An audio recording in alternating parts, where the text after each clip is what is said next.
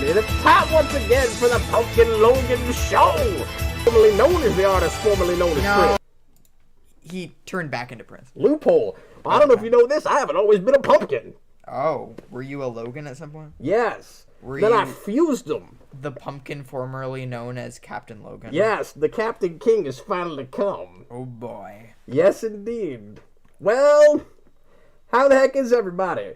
Happy Halloween tomorrow. Oh yeah. We decided to do this show tonight instead of tomorrow, so everybody can go out and do their trick-or-treating and such. And tonight we're going to take your calls. Yes. So you can call Pumpkin Logan and chat with me about whatever geeky nonsense you want to talk about. Anything at all, within reason, under the sun. Yes. Oh boy. I don't know, ever since I've turned into a pumpkin, I've had breathing issues. Yeah, after a while I'm going to sound like Darth Vader. Anyways, so how's your week been? It's been alright. It's been alright? It's been pretty good. Yeah? Yeah. What's it like being the artist? I mean, besides being dead. Well, it's in season. Yeah. Too soon? I don't know. I don't know. Anyway, that was sort of in poor taste. Yeah. I That was gotta all say, in poor taste. so what is your favorite Prince song? Oh gosh. I mean, it's probably obvious, but like, it's probably an obvious choice, but Windows Cry. Oh, really? Yeah. I didn't realize that. Okay, so for some reason, all of the stuff where we usually can see people messaging, it's gone. Yeah, we're having internet issues. Oh, really? Yeah. Just chat has been kind of weird. Oh. Are we broadcasting? We're back. I think the question is, are we actually broadcasting? I think we are. I don't know. It says there's no data. Oh. I don't even know if we're broadcasting right now. Oh, no, I think we're good. Oh, wait, maybe. I don't know. I'm so confused right. Okay, leave comments. Let us know if you can see us right now. We're having all kinds of issues. Oh, no. There's problems, folks. Right here in River City. Haha. We're having issues. Well, we want to do a call-in show. We want to have you guys call us. Yeah. And we're going to have fun having all kinds of guests on the program. If anybody can see the program. Yeah, everyone... Okay, Brayden says he can see us. Good. Well, anyway. And I can see you. We're going to open... So we got lots of fun things planned tonight. We're going to do segments. Whoa. Jason's going to do a review. Oh, boy. Of a scary movie that everybody here has probably seen. Yeah. Cando Tor says it was just weird during the intro. But it looks like now we're good. Well, cool. Anyways, let's open, like we always do, with a Patreon question. Oh, boy. Let's go. Are you ready? Our Patreon question is from Invisipig. What was your first horror film? So, the first horror movie I can remember did not have a jack-o'-lantern for a face. Oh, it did not. Have you ever seen a movie with a jack-o'-lantern for a face? Besides Nightmare Before Christmas? Not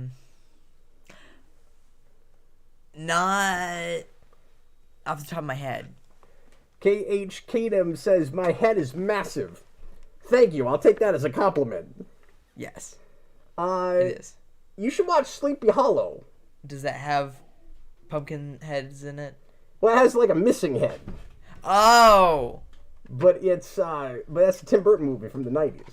It's got Christopher Walken in it. It's great. Oh. Is Christopher Walken the guy with no head? Or just random people who don't have heads? You know, it's been forever. I can't remember. I don't think so, though. Okay, he still has his head. I say it's great. I clearly don't remember much about this, but I saw it one time in high school. So what was your favorite your first horror movie? The first horror movie I remember seeing was The Hand That Rocks the Cradle. What's that movie? What year is that movie from? That is late 80s, early 90s. And, Is it good? It terrified me as a child. Okay. Yeah, I think it's technically a good movie, but I don't know if I ever want to watch it again. Because of your experiences as a child? Yes. As a pumpkin child? Yeah, it's like scary babysitting, bad parenting kind of stuff. Sure. Where you don't want to talk to your parents again because they exactly were bad parents to you. Sure. But then the first horror movie I watched on purpose that I remember really liking was Child's Play. Oh, with Chucky. Yes. Chucky. Goofster says Trick or Treat. I've not seen that either. My first horror movie was Poltergeist. Yep. If you can count that as a horror movie. Yeah, well, it's PG-13. It's got horror elements. It is a horror movie. Yeah. And it seemed really scary to me when I was a kid the first time I saw it. Yeah. But did you? So you saw that after Child's Play? Well, now that you say that, I'm not sure. It's all running together in my head right now, but I think so. I think I saw that later. Yeah. But I remember it being scarier than it really is now. I mean, obviously you get desensitized to things. Mm-hmm. But even then, it got the PG-13 rating. It was considered tamer than other stuff. James Egan says, Cap, what's with your weird southern accent? Well, I don't know. When I put a pumpkin on my head, it just does this to me. Oh, boy. This is just the Pumpkin Logan voice. That's what Pumpkin Logan sounds like. But I'll tell you, whenever I go back to the South, I start to get a drawback. Yeah. A little bit. Yeah. But this is more like a fake kind of Texas thing. It's very, yeah, you said that it was very Crazy Taxi. Yeah. It's time for Crazy Taxi. It's time for Crazy Taxi. Are you ready? Here we go. Hey, Jason, what was the second horror movie you saw?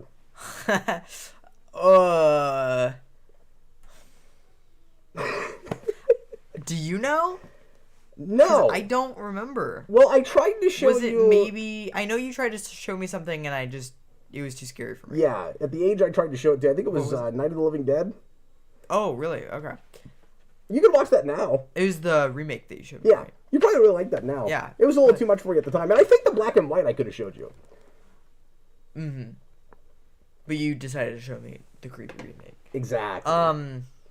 Yeah, I know I saw Halloween a couple years ago. My second horror movie was probably the first Terminator. Oh, sure. If you can count that as a horror movie. So what would you say now, with the limited horror you've seen, is your favorite horror movie? Evil Dead 2. Evil Dead 2. Yeah. You haven't really talked about that on the channel. No, I haven't. I don't think we had you on when Austin and I reviewed that. I don't think we did. No, that movie is amazing. So I'm going to level with you. I don't know how long I can do this as Pumpkin Logan. Yeah. I don't know how much I can, be on your, excitedness wave. Yeah, well, I don't know, man. Just that voice makes you seem way more excited than I am. Well, you can't have this big of a smile on your face. So you're like, look how happy I am. You're like, oh boy, I watched this movie as a child and I was so scared out of my life. And I'm like, so I saw Poltergeist? Yeah. Well, anyway. Yeah. All right, should we take some calls? Let's take some calls. Alex says it's a little tough to hear Pumpkin Logan. Yeah, I was a little bit worried about that. We should invest in lapel mics. Yeah. That'd be good. Little mics that you can put, inside your mask or, yeah. Yeah. Well, the whole idea was for people to get to talk to Pumpkin Logan. Yeah. But I'm wondering if to make this whole thing easier, I shouldn't go ahead and take the pumpkin head off. I don't know. You did a whole show a couple years ago with this, right? No, I took it off pretty quick. Did you take it off pretty quick? Okay. Yes. Yeah, I don't think I managed it for too long. No, it's pretty sweaty. Oh, yeah. Okay. Well, then maybe you should take it off in the second hour. No. Why don't you take over for a little bit? Sure. And I'm gonna go ahead and get the pumpkin head off. Okay. And then we'll take calls. And then we'll take calls? Yep. All right. Because I didn't think this out. I think I'm going to pass out if I keep this on for too long. Yeah, you're going to... I'm pumpkin. Look at me, I'm pumpkin. Well, anyway. Okay, I'll be right back. All right. We've got a question. Let's do a pre-written question real quick before we go to calls. We've got a pre-written question from John Henry. Where are we going to Kohl's? Do you need clothes? Huh? You said we're going to Kohl's. Before we go into calls. What? To the calls. Oh, sorry. Oh! I can't. Oh. I thought we were going to Kohl's. That's a hard vowel. Okay. John Henry asks, what is your favorite Halloween song? Oh. Like a song about Halloween or like a horror movie, like a piece of horror movie score? Maybe that could be it too. Or something just like Rockwell, Somebody Watching Me, you know. That's like played a lot of Halloween parties and stuff. Oh sure, yeah.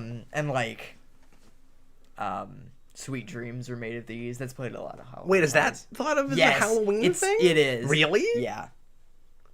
Hi, John Henry. Yes, Cap is returned. I'm no longer Pumpkin Logan, although I can morph back into him at any point. I have a Pumpkin Logan morpher, and I can morph back at any time. Pumpkin time. Exactly. Yeah. Well, Halloween's not like Christmas, where there's like Halloween carols. Right. So I feel like for a lot of Halloween songs, we'd have to debate about whether it counts. It's a lot of just like Ghostbusters. Yeah. The song. And sure. Like, I think I had I'm just gonna say a lot of movie and TV themes. Yeah, I'm just gonna say like Addams Family and that kind of thing. Sally's song. Oh sure. Well, and the Evanescence version of that is amazing. The Amy Lee cover. Yeah. Let's say that. I don't even know if I can argue with them. What would you say is the album or the song that you like to listen to most during this time of year? So I like to listen to a lot of TMBG during this time of year. I have that too. And the big one for me is John Henry. Okay. The big one for me is Miscellaneous Tea. I took John Henry to a Halloween party in high school, and ever since then I've thought of that as kind of a Halloween album. Sure. Or not actually Halloween, but like and a thing to play in the fall. And it's got a skull on the cover. That's and part like of that. it. And I find Apollo 18 to be very scary, or not scary, but very Halloween-y too. But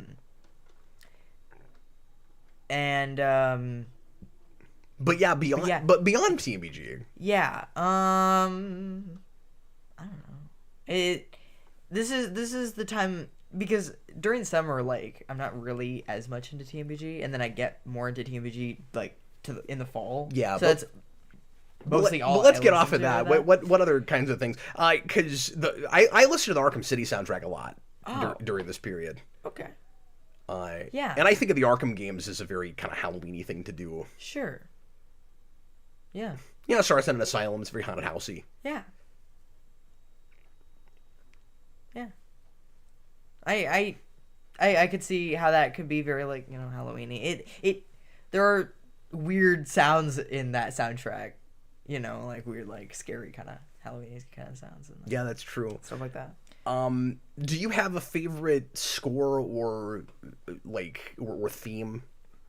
I like for horror movies or Halloween type things besides Nightmare. Yeah.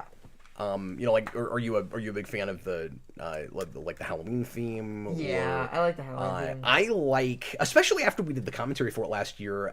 I like the theme to The Exorcist a lot. Yeah. Which does not actually start as a part of that soundtrack, which I didn't realize. That's Tubular Bells, which I bought on vinyl last year or earlier this year. Oh yeah, that is a great song. James Egan, I'm not dressing up as Saul Goodman. I imagine that this might be what he would wear if it was Halloween time. No, he would also have more going on with his coat. He wouldn't just be wearing a black coat. That's so funny. Now I just can't not. I really wanted to do that the whole show. It was hard to think of things to say. Yeah. Trying to breathe through that thing. Yeah. Yeah. It may come back. Anyway, should we go ahead and open up the phones, Jason? Sure. We're going to do mostly a call-in show tonight, but if you want to leave regular questions and super chats, we'll answer those things as well. And we can even use whoever the guest is in the moment to help us answer some of those things. So feel free to do that. And as always, super chat will guarantee that we talk about your topic. Thanks a lot to everybody who ever has or ever will do that. We appreciate you guys keeping things rolling here on the channel. Like I said, after the break, Jason is going to do a segment. He's going to review something for us. We're going to have a fun discussion at the end of the show about monsters and horror movie bad guys and that kind of thing. But let's... Animation Fanatic, 10 crazy minutes! A Class D license. But yeah, what happened to the background? Why did we lose the chatter names and stuff? I don't know. Here, let's see if they come back if we flip around. Now they're just there they are. There they are. Now they're back. It's orange. Yeah, I made it orange. We got the balls bouncing again. Oh boy. Everything is right with the world. Yes. Okay, so I'm going to go ahead and put the phone number on the screen. You can call in, and first come, first serve, not screening calls, of course.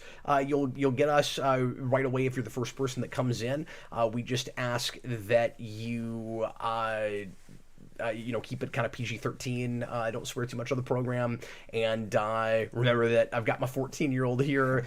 And this has always gone well in the past. It should be great tonight. So anyway, here we go. So the phone number is 913-717-6152. The last time we did this, we had people that were really worried about putting my personal number up on the screen. That is not, in fact, my personal number.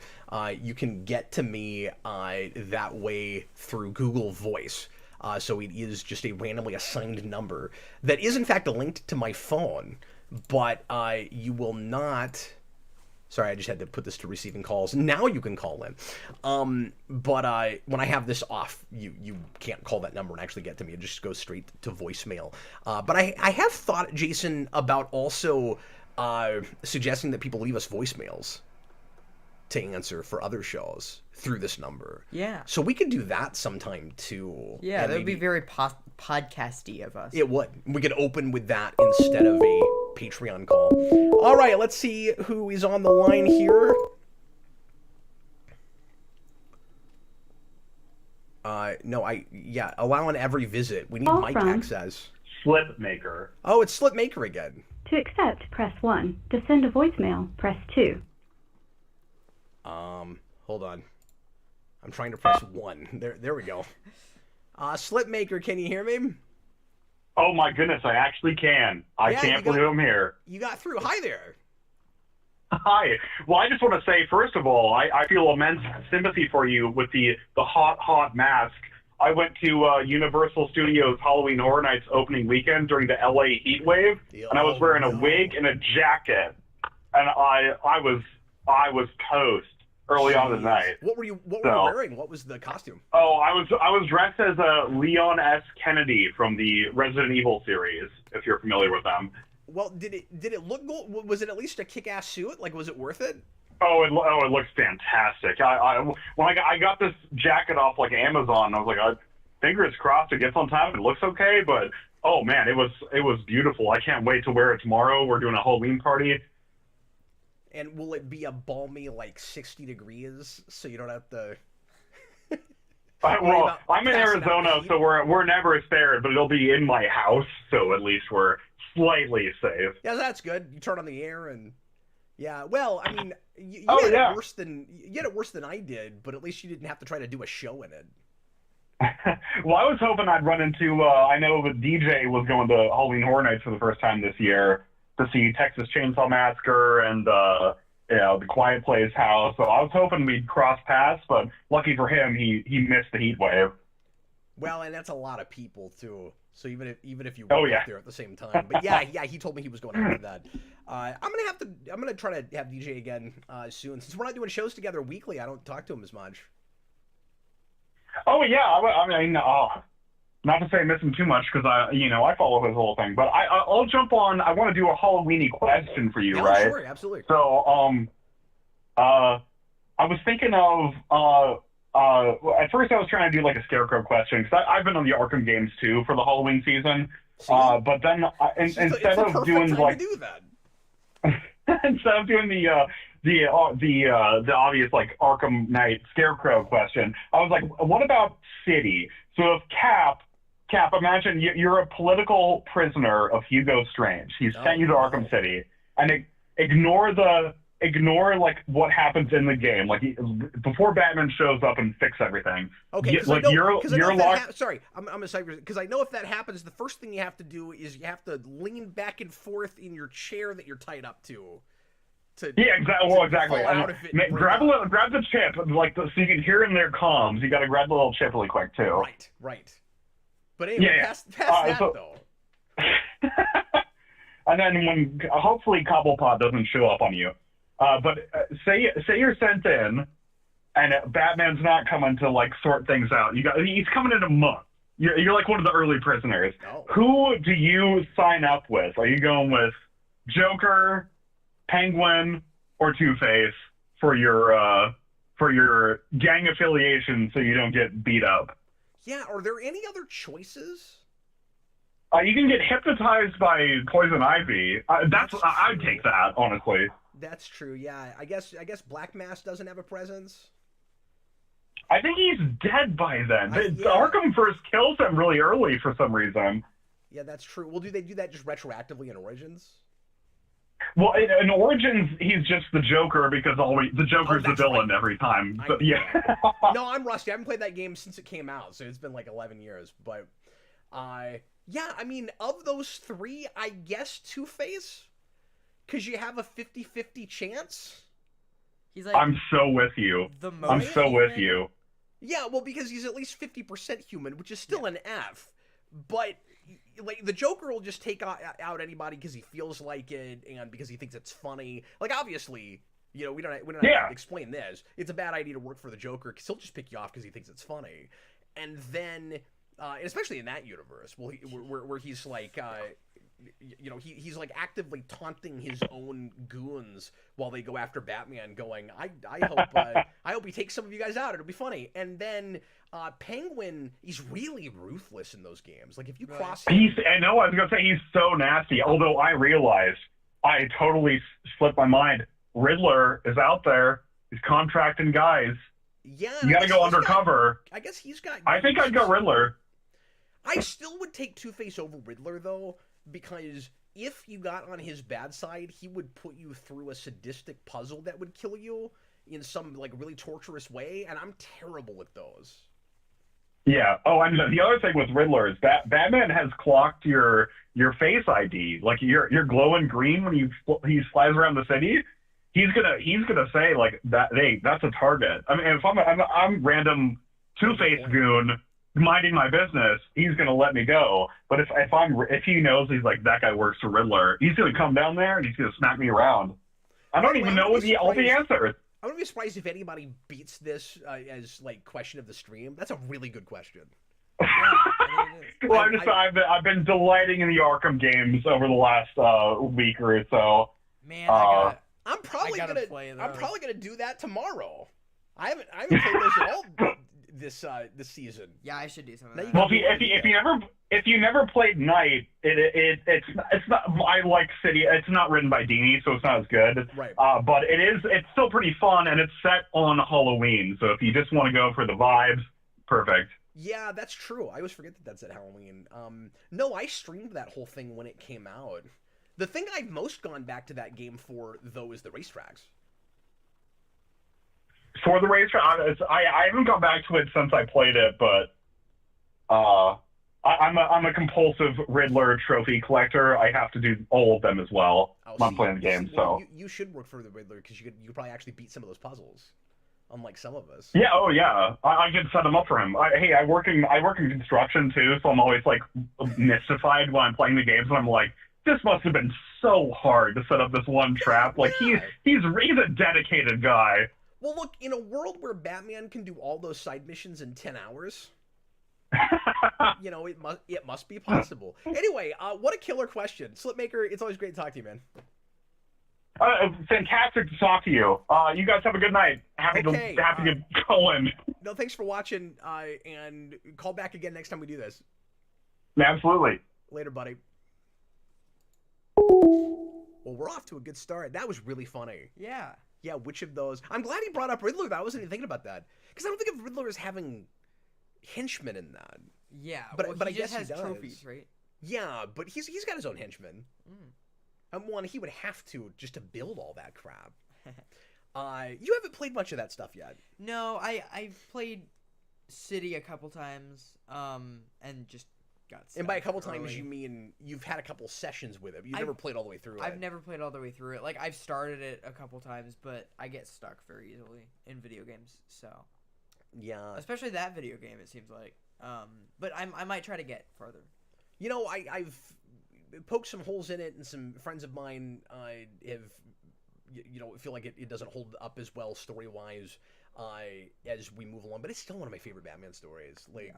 I still wish that had been a big multi-book crossover event. Yeah. You know, like a Nightfall or a No Man's Land. Well, the phone Do you like Asylum? is still open. Oh yeah, no, I like Asylum a lot, and I like how stripped down and I mean I can't say have stripped played it down a as the little. first one, but I like how like small and intimate that is. I think I played it once. Even with the sheer number of Batman villains that you deal with and stuff, like Yeah. they do a really good job of just creating a believable layout of Arkham Asylum to be able to build an entire game around or a whole world around. But the way City expounds on that, but doesn't take it too ridiculously far, where it's still it still makes sense to have Arkham in the title, and where it's just we took that Arkham Asylum idea, but because of all the escalation and Batman fighting back against the madness, now the madness has taken over a part of the city. I always loved that idea thematically, and then it just makes for really fun elevated gameplay beyond the first one, because now you get to go around the city. And then Night is the whole city, and the Arkham part of that doesn't work as well, because Arkham Knight kind of sucks as a character and as a story, but Call from. Cinema graphic. but in a lot of ways it's the most To accept, fun press of those 1. To send a voicemail, games, press except 2. for the Batmobile. Sure. Alright, we got Cinematographic. Cinematographic. Hello. Good evening once again. Speaking of Gotham City, Yeah. my Halloween question is, on a scale of 1 to 10, and this is addressed to both you and Jason, on a scale of 1 to 10, how long would Jack Skellington have to spend in Gotham City before he decides to attack Joker, Scarecrow, Poison Ivy, and pretty much every other Halloween-themed villain on general principle? Oh, interesting. We're like they're the Halloween kings, and I don't know how actually violent Jack Skellington is. Yeah, I don't know. That's the thing, is he's too heroic of a character. Right. I mean, he's not exactly altruistic in that he takes over somebody else's holiday and he just becomes kind of obsessed with the idea of Christmas. But Jason, what do you think? Like, is Jack Skellington, would he be a bad guy in the right context? I don't even know. I don't know. Well, I just meant more so, how long would it take before they got on his nerves?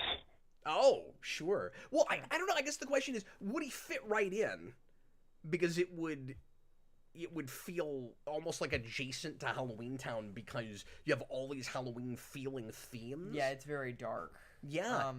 But like, would he try to be like the Pumpkin King or whatever there too? Like, because he does kind of do that with Christmas. But he's also sort of like sick of having that same role all the time.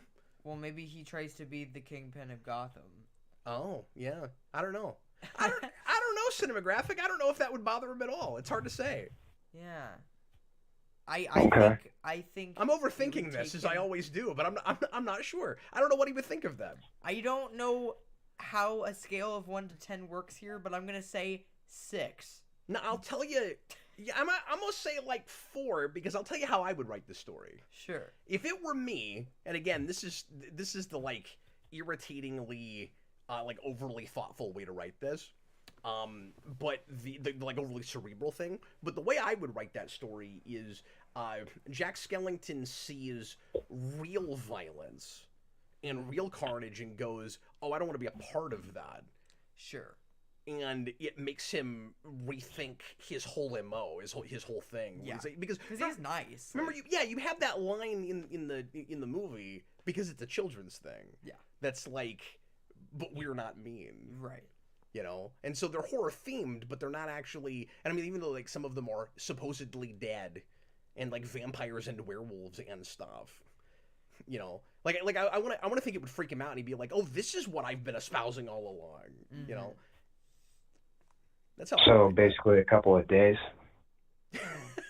Yeah, I'd Yeah, say that. yes, exactly. I think just I don't know how long 10 is, but I would say it would take him, yeah, like maybe a week. Maybe a week. But like, I don't think he would get. If he has to stay in there, I don't think he'd get upset with them. No. Cinematographic. I think they would get upset with him. No, I think it would scare him. I think we Sure. would see what like terrifies Jack Skellington. Sure, but I think He'd realize he was a children's film character. yeah, but Yeah. I think he would get on their nerves. Yeah, Really, like they'll probably so. Okay. What an odd crossover notion. yeah, yeah. I like that question.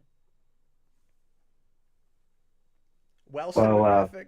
Do you want to talk about anything else? Thanks for calling. No problem, and happy Halloween. You too, man. Have a great Halloween. I'll do my best. Bye, man. Yeah, I probably overthought that too much. No, that broke my brain when he was like, how long would it take them to get on his nerves? I'm like, I don't even think that's what would happen. Yeah. Because, yeah, I don't think he's like a real actual, sadist or anything. Right. No, you know what? I didn't answer that right. Okay, this would have been sidestepping the question, but what I should have said is, how does he handle it if he goes there? Do a revisionist version of Nightmare Before Christmas, and instead of going to Christmas Town, he goes to Gotham during Christmas. Oh. Because we do Batman at Christmas all the time. Yeah, we do. And so what would his interpretation be of Christmas if he learned about it through Gotham? That's just going too far. Oh, that just broke my brain. Hayden, Batman versus Art the Clown. He thinks Art is a Joker minion or something, and he's proven horribly wrong. That's pretty good. Yeah, absolutely. Okay, well, we're still taking calls, everybody. Jason, while we're waiting, do you see any good pre-writtens? Anything else we could talk about? Dan, what is the scariest film you've ever seen? I almost brought that up as a segment tonight. I was going to actually ask the whole audience what the scariest movie you've ever seen is. Well, let's ask the whole audience now, including you. And me. Yeah, I got to really think about it. What's the scariest film you've ever seen? What's a film that really like actually freaked you out? Yeah, I've been kind of racking my brain about this because I think I kind of suppressed them a little bit. When that happens, like, I don't want to ever go back and look at that again. Yeah, that's fair.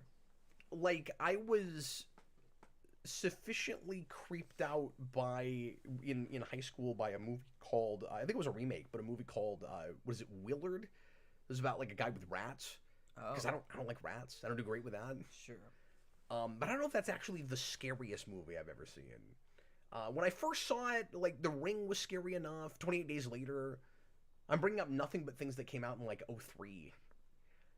Yeah. I'm trying to think of more recent things that, like, really actually bothered me. Because there's a lot of stuff where, like, I recognize the creepy factor, or they're, like... Because I think I'm bothered more by things based on real events or things that could happen in real life these days than I am more supernatural kinds of things. Yeah. Like the thrillers that I find actually legitimately thrilling, like maybe I'm not like, oh god, I can't watch this, I'm gonna have nightmares, but where it just bothers me on a personal level are like serial killer movies and things like that. Sure. Which I've come to really appreciate. Stuff like Zodiac. I've still got like 20 minutes left. I had to go to bed last night, but I'm in the middle of a movie right now that just came out this year called Woman of the Year. It's on Netflix. It's a 70s period piece about a girl that meets a serial killer on the dating game. Oh. And then she's being stalked by him. Oh. So far, it's great. Wow. But things like that unnerve me more than, like, jump scare kinds of thrillers. Yeah, jump scare stuff doesn't really bother me. It's more like, yeah, that kind of realism thing. And I'm trying to Things think like of Nightcrawler. I'm trying to think of things that have like scared me in movies that aren't maybe aren't actually horror movies, but like I know Yes, that Hayden, that's based on a true story. I know that there have been movies that's like, oh wow, I can't really watch this. You know, I have a hard time with what's happening right now. But I don't know. I can't think of them right now. Mm-hmm. Yeah, I like, and they aren't really like actually supposed to be scary movies. They're just like, you know, things that I just can't deal with. Like I can't really deal with knives. Mm-hmm. Oh, sure. And just but stuff more that often that's like moments me, like, as opposed tense. to a whole Right. movie. And I feel like I've avoided the kinds of movies that would probably be actually the scariest things I would have seen because I don't like things I would refer to as torture porn. So like, I've stayed away from all the Saw movies and things like that. It just does not seem like my bag. So I can bring up things that scare me as a kid, but as far as just the actual scariest things, like there's things in Us that are scary, but that movie, it has such a blend of comedy and horror to me. There's like this lightness to it because of how absurd it gets. But there's still just really like freaky moments in that. Mm-hmm. So yeah, none of the things I brought up do I feel comfortable saying are the scariest things I've seen. Hot Soup, Perfect Blue. Yeah, I mean, that movie didn't scare me, but there's really disturbing things in it.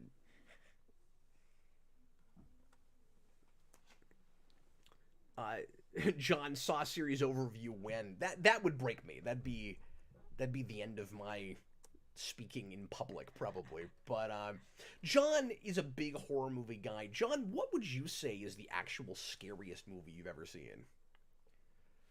I gotta know that from John.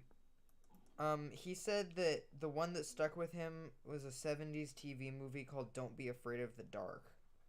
Oh, I've heard of that, but I've never seen it. Wow, a TV movie, even. That's interesting. Well, guys, we're not getting any more calls right now. I'm going to close the calls for just a second. We'll take another one here in a little bit. But before we do that, I figure we might as well take this opportunity to do one of my absolute favorite segments. Do you know what's coming, Jason? That is, let's call John on Facebook. Here we go. We're gonna call John on Facebook. We'll see if he picks people up. calling you. You're gonna call someone. I'm gonna call John. We know he's watching the show right now. Yeah. You know, like he call could John be in the on middle of eating a burrito or something. But well, with his burrito, absolutely. Sure. Let's see. Went for like Mexican things. Well, that ringer's probably really loud for you guys. Apologies. I'm turning that down. Let's see if he picks up.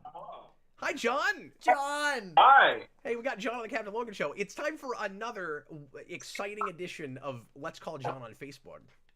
I see. It's funny because I've been contemplating trying to do this on just a random Captain Logan Show to see if you'd answer. Yeah, well, I usually have my phone sitting right here, so I would. Let's be called by John on Facebook. That doesn't quite have the same ring to it. So, John, what other actually, like, scary movies can you think of? Because you watch so much horror, you gotta be desensitized to the point where this is hard to answer. Yeah, so all of my answers are just stuff that I probably saw when I was too young to have seen them. Like, I remember as a kid, I accidentally saw Creepshow 2, and there is a section where they're trapped on a raft, and it's kind of like The Blob. Well, is someone calling you on a different... Yeah, somebody was calling me. A different device? Everybody's calling John! It's like a blob is attacking them, but they're, like I said, they're stuck on a raft. But I was like 5, and it just like messed with me for years. Oh man, it changed the course of your whole life. It did, yeah. You'll never go on a raft again. Never will. I mean, maybe not again, but you'll never go on a raft. John, what is a movie that has the reputation for being scary that you don't think is very scary? See, there's a lot of those because Is there a like, chainsaw now? Like, what is happening? oh, I'm watching Halloween in the background. I think you heard one of the musical cues. Oh, I see. It sounded like someone was sawing wood. I mean, the thing with that is that like a lot of them, like I thought The Conjuring was just laughably bad. And all I hear is people saying that that's like the scariest thing they've ever seen. Like the original Halloween, I don't really find scary. Then. What's that? I think Halloween is scary in the year it comes out. No, and so that's the thing is like I think I can see why Halloween was scary at the time, and like I respect Halloween a lot as a film. It's not my favorite, but it's just one of those like by the time I saw it, I had seen so many other movies in the genre that it didn't really have that effect on me. Sure. The Exorcist, that disturbed me a little bit, but it was like one scene. Yeah. Yeah, it's the kind of the blessing and the curse of being a horror guy is nothing really bothers me anymore. I've seen it all. Yeah. And so it's do you find yourself kind of looking for that thing that gives you that feeling again? Like it's gotta be Absolutely. It's gotta be a massive catch-22 as a big horror person, where you watch this stuff all the time, but it can't do that to you anymore. Yeah, so one of the things that I'll do every so often is like I will look up movies that are pushing the boundaries of what I've seen. That's how I discovered like the Terrifier movies. Those are more messed up than scary. So I'll like kind of look into like maybe I haven't seen this yet, and it's pushing to a new level of like just stuff that you haven't seen on screen that you probably shouldn't watch, but you know. Yeah, well, and where else does the genre have to go? And I mean, I guess it depends on what the kind of subgenre of it is, which is why I think of myself as more of a fan of like thrillers and psychological thrillers than like straight up horror movies.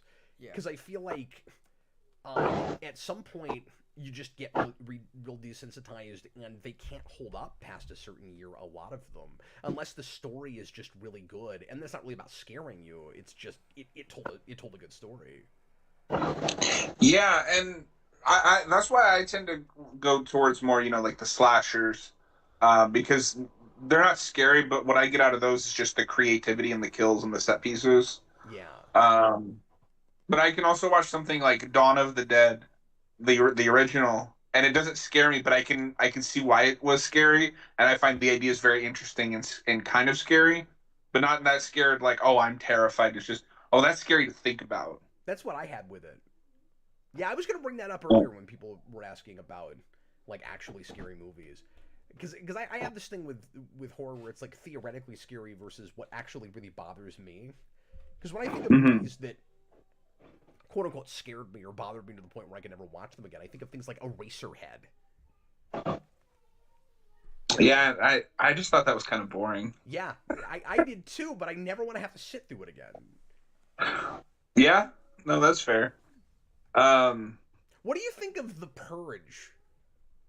So it's funny that you say that because that's a franchise that I kind of missed. I just recently watched the first one, and it's really bad. Is it? Yeah, I thought it was really bad. Sorry, you mean the actual first movie of that franchise, not the film called The First Purge? Right, the original The Purge with Ethan Hawke and I can't remember her name now, but the villain in Dread. Oh. Yeah. I think that's a cool idea. But it's executed by Blumhouse. And I don't hate Blumhouse. I think they have a place in the horror industry because somebody needs to be putting out the low budget, like schlocky movies. But anytime they try to do something that's supposed to be important, it just falls flat on its face. Yeah, what's the franchise that put them on the map in the first place? Was that... It wasn't it maybe like, Paranormal Activity? That's Were what I they? was Was gonna that say, them? Paranormal Activity. I think that was them, right? That was like a found footage thing. Yeah, I saw like half of the first one, and it's really just like watching people do household chores, and it was like, okay. Yeah, what's that? You know what that reminds me of? That reminds me of that Sega CD game. What is that? Sorry. What is that movie, Jason? It's it's on the tip of my tongue. Night Trap. Night Trap. Thank you. Oh, okay. Yeah, I don't know too much about Sega The games. first time I heard somebody review Paranormal Activity, I was like, that just sounds like Night Trap. I always think of Detroit Become Human, where there's just that long section at the beginning because they're still doing setup. So you have to do riveting things like do the dishes. Yes, it was just hilarious. Although I will say, video games have a better chance at legitimately creeping me out than movies do. No, so because I play a lot of different horror games. Like I'm a big Resident Evil fan. I just got the Silent Hill 2 remake. I haven't gotten very far in it yet. But that is something that I've noticed, and I think it's because games are much more immersive, at least to me, than movies. Yeah, you're Anything I can see something in a movie and be fine. I can experience that same thing in a game, and it will scare the crap out of me. Yep. I still want to try to get Lena through Headley. Dead Space. People in the chat are correcting me because I couldn't remember her name. Is in the original Purge. What was that game? So I want to try to go back and play Dead Space at some point because I started that years ago. It's so good. We almost got John Carpenter's Dead Space, and I'm still mad about it. Really, that would have been awesome. But that game was legitimately scary when I played a bit. And no, and the remake is really good. So if you do go back, I'd recommend the remake. Okay, I'll do that. And that's, now it's scary. It's pretty cheap in on PS4. HD. John, the game that I had attempted to play and was just way too what's the word I'm looking for? Just too vulgar and bloody for me was The Evil Within. Oh yeah, I have played that. So I have a funny story with that. So I tried that a couple times, and I couldn't get into it because the beginning is kind of clunky. But I finally got to the end, and Jackie Earle Haley is in that game after a certain point, Oh, cool. and he's just doing his remake Freddy voice, and it was really distracting. Well, I didn't see that movie because everybody said it was god awful. You should not watch that movie because it is god awful. That is on my list of like worst horror remakes in a genre full of bad remakes. Okay, John, before I let you go, thank you for this dissertation on movies that are sort of scary. But I want to ask you. I'm gonna put you on the spot. And I'm not promising I'm gonna do this, everybody, because I don't know what my day is gonna be like tomorrow, and I'm technically clearing my schedule tomorrow night. But John, let's say that after all the kids went to bed, I decided to stay up and live stream a first watch of a horror movie. What is the first thing that comes to mind that you think would be amusing or interesting to watch me in a dark room by myself do a blind commentary on? One of the either Terrifier 1 or 2. I knew you were gonna say that. That's what that's what the chat is saying. That's what everybody's saying. You gotta watch what are the odds that I turn it off 20 minutes in? 9 out of 10. You just don't even think I can do it? No, with how you are about gore, at least usually, I don't think you'd make it very far into either of them because they are very gory. Yeah, that doesn't sound. But I still think it would be fun. For you. Well, yeah, for me. And Terrifier 2 is a better movie. The problem is that Terrifier 2 is also like twice as long as the first one. So pick your poison. Okay. Do you have to see one to see the other? No. Terrifier 2, in my opinion, stands alone. Okay. Well, I'm not promising that, but I'll think about it. I thought about doing a super chat goal for it, and I'm like, I'm not gonna commit to that because they're gonna pick something that's gonna. I will throw it out on the stream. I wouldn't be able to do it tomorrow night because you tend to stream later. But if you do it on a night I'm available, I will watch it with you. Well, I might need you to hold my hand, it sounds like. I'm going to need you to fly out for it, John. I need you in the room. I'm scared. John, thanks for picking up, man. Hey, not a problem. I love talking horror movies. Well, we love talking to you, John. Yeah. And we'll have you back soon for another 12-hour stream on something. 12 hours of Terrifier 2. No. Over and over again. You'll be desensitized by then. We got to get back to Smallville, but we talked about maybe doing something in the interim. Oh, true, yeah. So we'll talk about it. I just want everybody to know we haven't forgotten about that. Yeah, I keep asking when we're going to do season 7, and Cap's just like, no. That's not. And then he's like, try, Cap, try. Cap has amnesia. That is a word that John coined last time that I want to put on T-shirts. Clark. I love it so much. Clark. All right, John. Thanks for being here, man. Bye, John. Not a problem. See you later, buddy. We called John on Facebook. We did. We managed it. You did. He's still here though. We closed on Facebook. Possible. He's still here. Somehow he's still here. Evil never dies. Where is he? How do you hang up on John? John, can you hang up? I can't figure out how to hang up on you. You can't do it either. No, he did it. Oh, did I accidentally call? Okay. Yeah. No, we did that already. We don't need to recall John. Recall John on Facebook. Anyway, well, I forgot about Chronicle. That was not fun. Chronicle. Chronicle's not scary. Not Chronicle. Not really. Cloverfield. Sorry. Cloverfield. Oh, you know what? You know what? Cloverfield is great.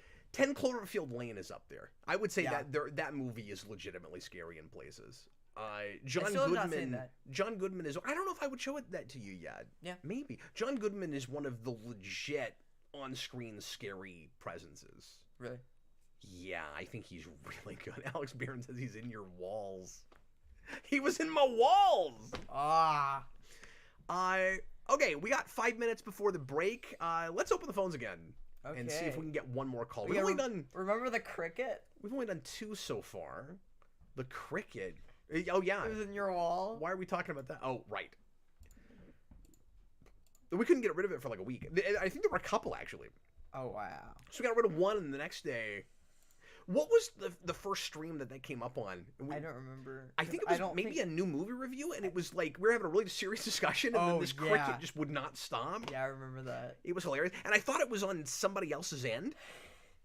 I thought it was like who we're talking to, John or Robert, or yeah, I think it was like. And I was hearing it through my headphones because it was going through my mic, but I thought it was on somebody else's end. The number is 913-717-6152. We need to assign letters to those. Try to come up with like a cute, 7-letter, or a couple of 7-letter word or a couple words. We don't have to do it right now. But anyway, somebody give us a call, and we will. Oh, there we go. We'll take one more before the break. I'm trying to answer it. It's Call from Chewbacca's lover. Oh, Chewbacca's lover is back. Here we go. To accept, it's some of the press usual 1. suspects To send a voicemail, press 2. Chewbacca's lover, you are on once again, sir. How are you, man? Good. Just glad to be back. Yeah, good to see you. I'm sorry you're not getting to talk to Pumpkin Logan, but he apparently can only be corporeal for about 5 minutes before he just disappears. Yeah, sir. Just sorry I'm late. I was watching Buffy the Vampire Slayer with my brother. What episode? It was the one where they capture Andrew and Anya and slaps him. Oh, season 6. I think it's 7. Oh, is it 7? Yeah. That was the last Andrew, one. Past the trio thing. Yeah, it's basically when he's with the you like working for the first and stuff? Yeah. 7's a mixed bag. I've only watched that through once, so I'm pretty rusty on it. Overall, I don't love it, but it's got its moments. Yeah, like it's kind of depressing and stuff. It does feel like especially in the first half, it feels like a commentary on why Smallville's bad. Oh, I'll really? I need you to elaborate on that. Well, because they go back to high school and they do a lot of sort of Crypto Freaks, and it's on now at the same time as Smallville. Like Smallville has started by then. Oh yeah. And it feels like they're just doing that show better than Smallville's doing it. Where Smallville's ripping off Buffy real bad. Yeah. And so they come back around and they're like Turnabout's fair play, and they just do Smallville.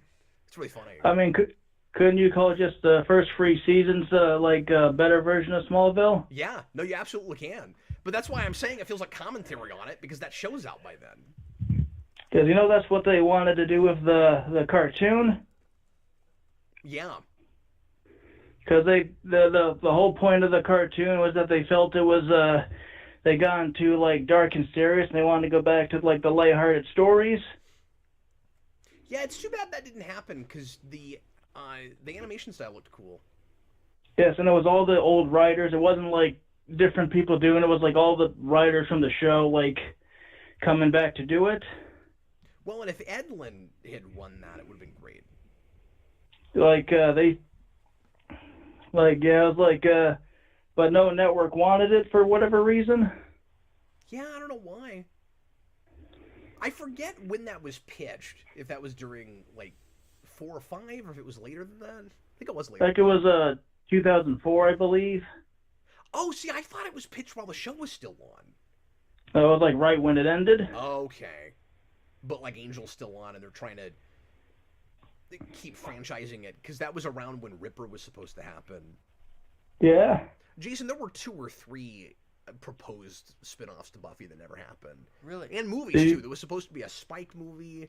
I want to say that, actually, because I was going to say an Illyria movie, but I think that was the same project. I think it was supposed to be Spike and Illyria, maybe? Oh. And Faith was supposed to have her own TV show.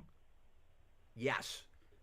Which I'm still miffed never happened, because and the character in the show, and I loved it. Is? I loved it. Oh yeah, I love Dushku. Really? Yeah. No, your mom thinks I'm crazy too, but my favorite episode of that whole thing is the Faith 2-parter in first season Angel. Yeah, that was a good one. Yeah, it's great. Yeah, I gotta watch more Buffy. I'm really, what's the word? Rusty. Behind? John, well, yeah, I am behind. You've seen, I mean, it's been a long time. I've seen the first 4 seasons.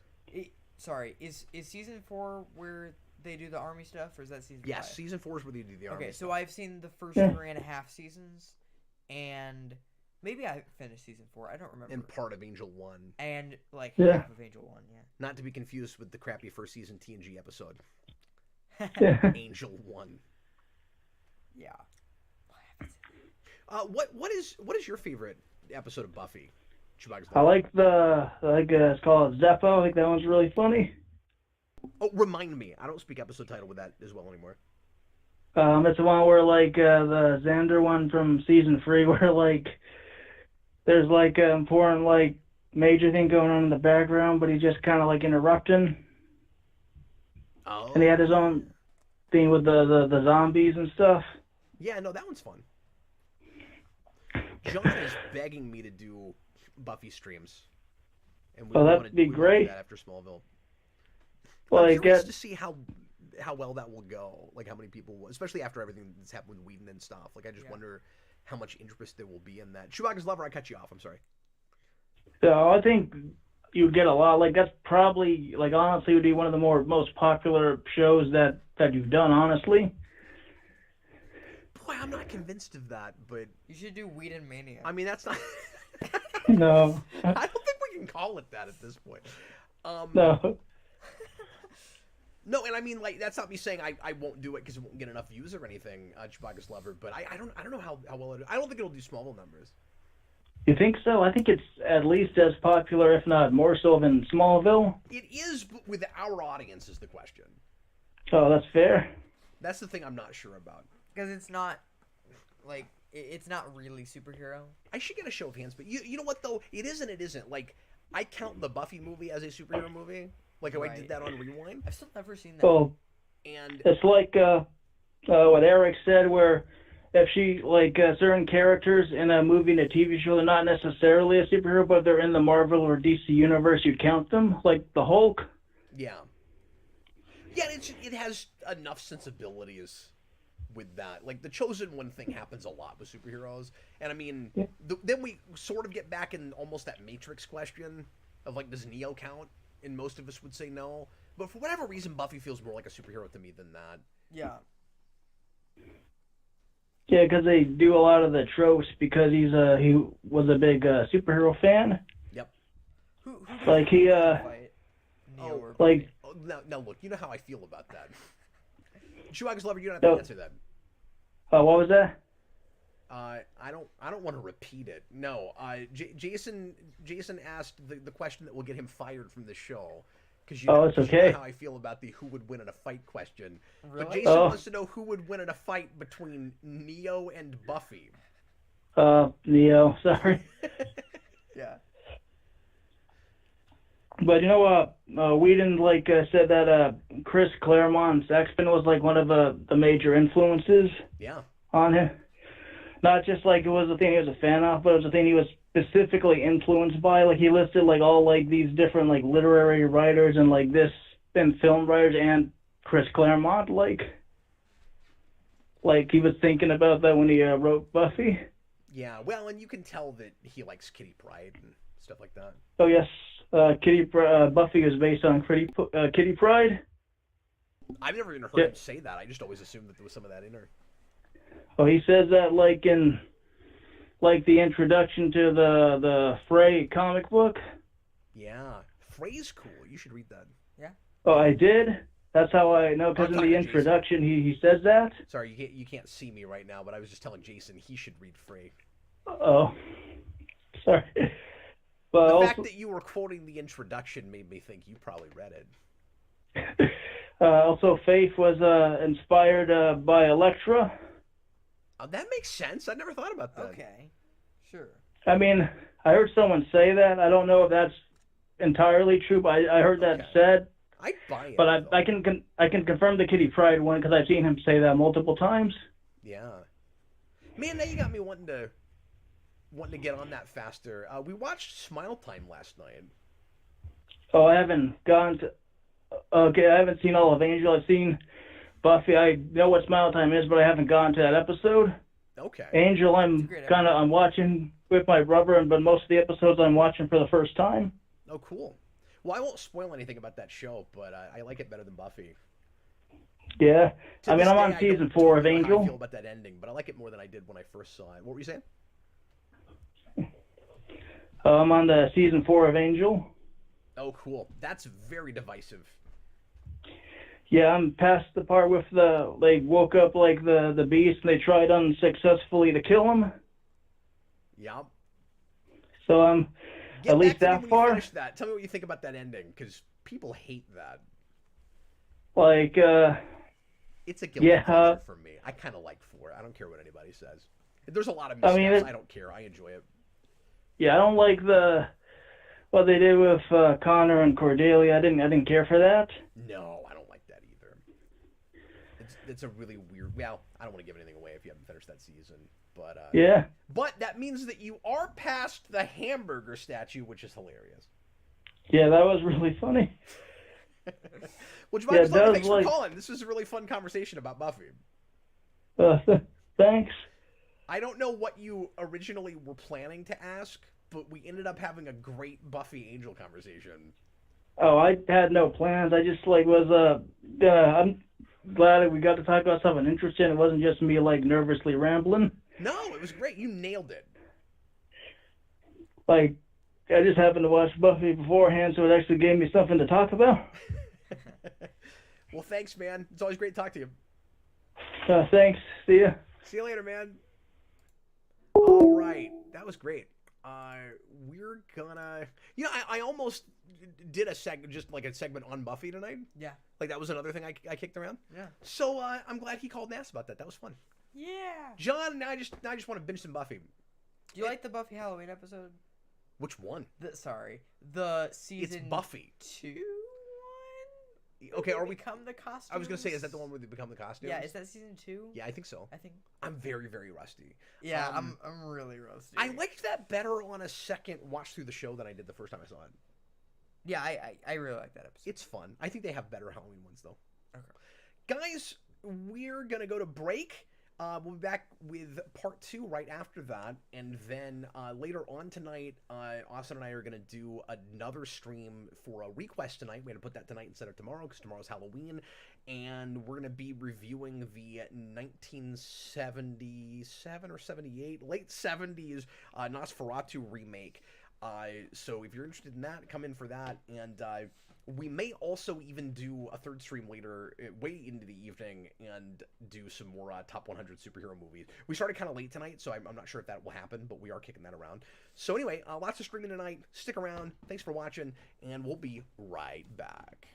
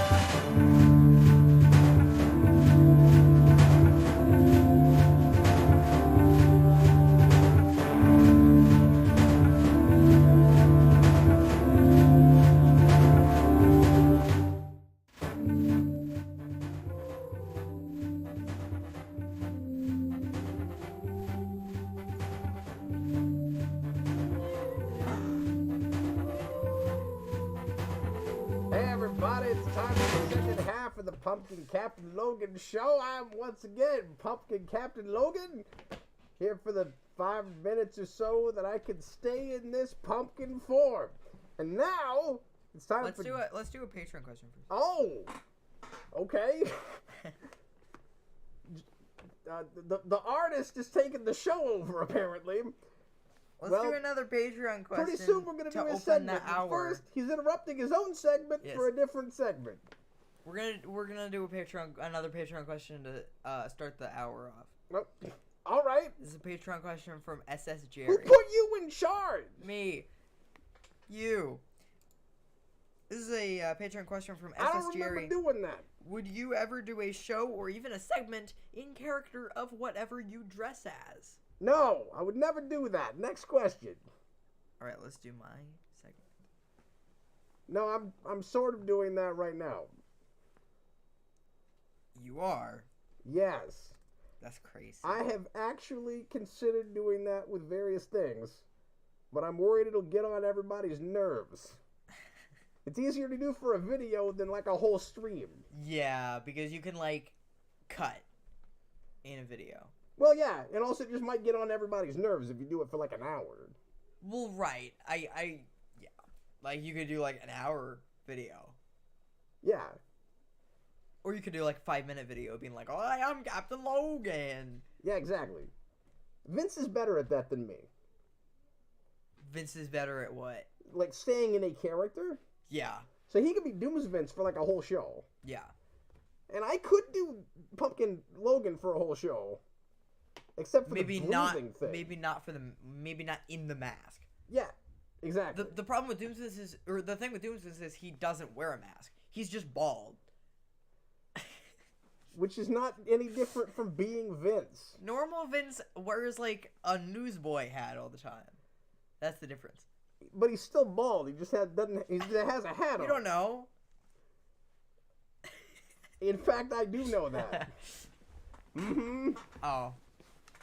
Yes, I do. You know, that guy was right. My head is huge. Anyway. Okay, I have a segment. Quit touching my stem. Alright, it's time for the Next Generation segment. Yeah, I'm gonna do... Jason's gonna do a movie review. Jason, what are you gonna review, sir? I'm gonna do a review on a horror movie from 1996 called Scream. Oh, I was gonna have people guess. But then you said what the name was. Yeah. Yeah. Sorry. We watched Scream. We watched Scream. I watched Scream for the first time. And, when this is a weird movie because I wasn't really in the mood for a horror movie. And so he just turned this on, and I didn't know that it was kind of a comedy. So, like, I didn't know that it was kind of, like getting into, like, farce territory. Yeah, so real quick, can I explain what happened with us? Yes. So I said... What happened? Hey, I want to show you a scary movie. Yeah. And Jason was like, well, I'm in the mood for something Halloween-y, but not really something, like, actually scary. Yeah. And so I split the middle and I showed him Scream. Sort of like last year when we did Zombieland. Yeah. Zombieland is great. Thank you guys for the super chats. We'll get to those after Jason's Scream review. And I'm not going to interrupt you. I'm going to let you review Scream. Oh, wow. In this Scream stream. I'm listening intently. Yes, the Scream stream. Yeah, we're doing this in Scario. Did you like Scream? Boo! Did you like it? So, it's weird because I watched it. Are you feeling it? And I'm not going to grab those. And it's weird because after I first watched it, I didn't really know what I thought about it. Like, it was one of those kinds of movies where I was just like, I don't really know, like, how my feelings on this yet. I kind of had to think about it a little bit. Which is why I didn't know if I was going to do a review yet. You didn't seem real into it by the end. I liked it. I couldn't get your read on it. I liked it. You did like it. But I really needed to think about it. Because I wanted it to be... This is my big takeaway from it. I wanted it to be more of just a normal, like, horror movie. I didn't know if I wanted it to be, like, making fun of horror movies, because that's kind of the point. Yeah, it's kind of the whole premise. And so, and like I was during the movie, I was like, well, that's not really realistic, but I'm like, oh well, it's just making fun of horror movies, and like they're not realistic, so it's like, whatever. So I kind of wish it was more serious, but I do like it for what it is. I don't know if now when you say you wish it was more serious, do you mean in dialogue writing or in like how it's shot, the way the kills are done? Like, did you want it to be? Did you feel like it wasn't actually scary enough? I thought, because there were scenes where you were like, God, I wouldn't have lit it like this. It doesn't seem thought moody and Ghostface was really unintimidating. Like, he's just the guy, and like, yeah, that's the point. But like, the thing with But did that work for you better once you had the reveal that they just got the costume at a costume shop? No. Oh, that still didn't work? I mean, it felt like I just didn't find it to be scary at all. I didn't find it to it just didn't work on the face of it. Because the thing with like Michael Myers with Halloween is he feels like he's more than just like a force. Or sorry, he feels like he's like a bigger force than just like a guy. Yeah, there's a supernatural component to it. The way that it's directed. But it's this weird thing, I don't really know how to explain it, but with this movie, Ghostface is just like, it feels a lot more, and maybe it is like the way it's lit, but he just feels like a guy in a Halloween costume, and like, yeah, that's what it is, but like, it doesn't feel like a scary movie in that way.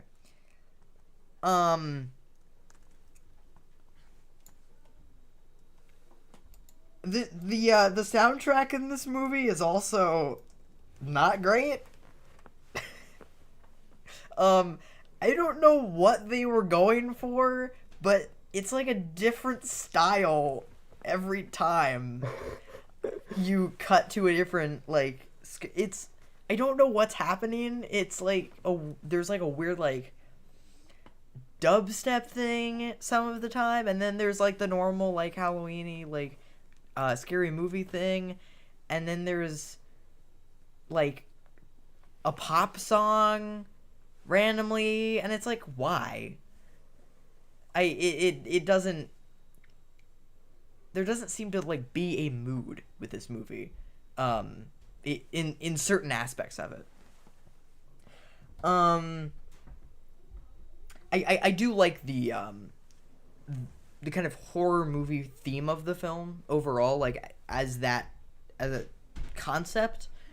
I do like that. That it's a serial killer that is obsessed with horror movies, and so he's just kind of recreating a serial killer movie. And of course, that's the meta thing that we cannot get away from with franchises after that. Right. Both but it's in a good genre and it's a good idea. Everything else. Yeah. That's the main thing. Like, I think it still holds up okay as an entertainment. Yeah. But the big thing for me going back to Scream is the novelty of it kind of wears off, because I feel like, especially that, like the slasher genre, has been chasing its own tail for so many years and decades now. Yeah. That like that was quite a novelty then. Mm-hmm.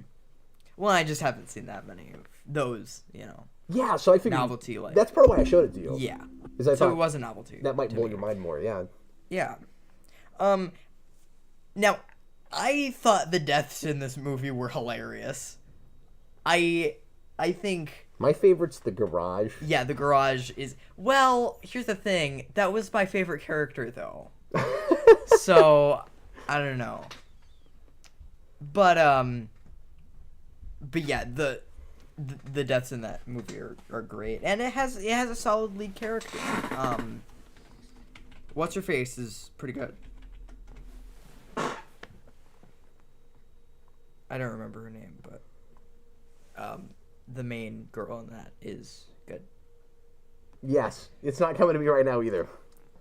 This is not my review, okay? Yeah. Have you reviewed this? No. Okay. Do you like this movie? It's okay. Yeah. I liked it more when I was a kid. I don't know if I would watch it over a lot of other Halloween movies. Yeah. We should watch Cloverfield So you tomorrow. you don't put it with like Zombieland or anything? No. Zombieland's great. Man, I don't know. So there were so many Halloween. I was gonna put together like a 31 Halloween movies list and try to watch 31 Halloween movies every day. I just Well, you mean one every day, not 31 every day. no. I don't think that would work, son. No, you would need like 60 hours a day. But I couldn't even bring myself to make the list, so watching the movies wasn't gonna work. This movie does have a great opening scene though. Oh yeah. It's great. And Drew Barrymore's great. Yeah. So, are you curious about any of the rest of this franchise? No. No. There's not any part of you that wants to watch any more of this? Maybe. Question mark. Like I don't. This isn't something where it needs to be a franchise. So, based on your kind of somewhat lukewarm response to this, Yeah. I know you said you enjoyed it, but if you wanted something like slightly more serious, but still in a similar vein, you might end up liking Final Destination, okay? Okay. And you might like I Know What You Did Last Summer, Okay. Sure. which take themselves a little bit more seriously, but there's still something of like a 90s camp factor to them. Particularly that other one. Okay. But anyway, Yeah. anything else you want to say about Scream? There are. This isn't really spoilers, but I like you said, a lot of people have probably seen this. There are. I find it funny that like they're making fun of horror movies and bringing in a lot of characters, right? And then they kill almost everybody. Like they kill so many characters. Well, that's just And the in standard just, horror thing. but in just like, just the way that they do it, the fact that there is a scene where like 5 of them die in a row, it was really funny. Yeah, it's kind of interesting, right, that they established the rules, and then, like, it is a horror movie, so it starts to adhere to them, but when people get wise to the rules, they're able to start breaking them? Yeah. Do you agree with that? Yeah. Like, because Courtney Cox's character is supposed to die. Right. Yeah. Like, by the rules that they establish with what happens with the horror movies. Yeah. Because she says the thing that you say and then you die. But then she survives at the end. No, because you have to say, "I'll be right back," and she said, "Be right back." Oh, is that why? Yeah. Oh. I didn't understand this movie, apparently. Yeah. It's like, if you say, "I'll be right back," then you die, but she said, "Be right back." I think she's legit great in it. She is. Because that's at the height of Friends, and, you know, obviously it's that actress and she's got some of the same mannerisms, but I'm not thinking Monica at all. Like, she's playing a different character. Yeah. I think she does a really good job. Yeah. But yeah, overall, like, I liked it. I don't really need to. I think it's the second one that has a murder scene in a movie theater with a bunch of people all wearing Scream masks. Oh, really? Which is kind of fun. That's great. Somebody correct me if I'm wrong about that. I think that happens. I only saw that movie once. But Scream is the franchise where, like, they start putting the numbers, like, in the actual... Yes. Like, Scream, like, yeah. Yeah. Okay, well, Jason, I got a demorph from Pumpkin Logan so we can take some more calls. Okay, Just so people can hear me okay. Okay. But before I do that, Yes. I think it was Hayden. Somebody asked how you felt about the twist, or like if you saw it coming. So why don't you talk about that, and then I'm gonna go Okay. demorph here. Sure. The twist. Like I said, it's supposed to be like the... Man, it's hard to talk about this. I didn't really get it at first, but I warmed up to it by the end of the movie. Because it happens like 10 minutes before the end of the movie, so I had 10 minutes to kind of like be like... Did you guess at least that it might be multiple people? No. Okay. No. We're spoiling Scream, but Yeah. it's Scream. It's like a 30-year-old movie that I'm sure most of you guys have seen if you're watching our Halloween special. Yeah. Oh, by the way, hi, I'm back. I did I'm not Justin. guess that it was multiple people. My guess that it was that I left the number up that whole time. So hopefully nobody tried to call. Anyway, I'm sorry, go ahead. my guess is that my guess was originally that it was a girl. Yeah, your theory at the beginning was that Drew Barrymore somehow survives and then is the Scream Killer. Is the Scream Killer. But that wouldn't explain who tried to kill her, though. right. Oh no, your whole thing was she'll come back and try to get revenge on the killer. Yeah. That was your thing. Yeah. And then we'll figure out what the And like wearing a Scream mask. Yeah. Because the Scream or like Ghostface is like really short. So, but yeah, the whole like I thought like the whole like, oh, I don't have a motive thing was kind of cheap. Yeah. But I felt that to just be kind of like lazy writing, where it's like, okay, well, like you can have fun with this character where you didn't expect him to be the killer. You can have a cool idea for like him having a motive, and like he has sort of a motive, but they just kind of throw that in there, and there's like not really any. Yeah, like, the movie is light and silly enough that I don't want to read. I don't want to suggest that it's intentionally cynical, but if you take that idea too far, like if you take that idea to the nines, it feels like social commentary or satire about people watching horror movies and then wanting to recreate them, and that maybe parents and the government in the early mid-90s are right that movies and video games and things are ruining the youth. And that like they're making people into killers, which is on the face of it, you know, kind of a ridiculous notion. But there are a lot of people that think that way and that thought that way back then. But like if you have these kind of high school kids that just kill people because they saw it in movies, it kind of suggests, oh, the movies are ruining us. But I don't think they're intentionally getting at that. Do you? no, not intentionally. Like I think it's more of just a twist in that's the demographic that's watching it, and that's the demographic that is into horror movies. Yeah, the thing and so is, that's why that they whole do thing that. just kind of... Or is it possible that's intentional satire, but they don't mean could it to be mean spirited or anything? I just now thought of that. I don't know if I'm onto anything with that, but Yeah, it more just kind of made me confused. I don't know, like... because it is kind of interesting. Yeah, I wonder, and I don't mean to be too much of a downer with this, but I wonder if Scream even happens if it's made 2 or 3 years after this. Because this is like just a couple of years before Columbine, you know, where we end up with like school shooters and like kid killers that point to you know, scary movies and things as part of their inspiration. And there always seems to be something deeper to it, of course. That again, it isn't just if you see a scary movie, it's going to make you want to do the things that you see in that movie, like all by itself. There's always something else underneath it. Yeah. But it is really weird and kind of awkward that this predates that by like 2 years. Yeah. It reminded me a lot... the movie as a whole reminded me a lot of Buffy. Yeah, that was And my big takeaway this especially- time. It's a year before that comes out. There's so especially- much Whedon writing in it. Especially... And how it's directed, too.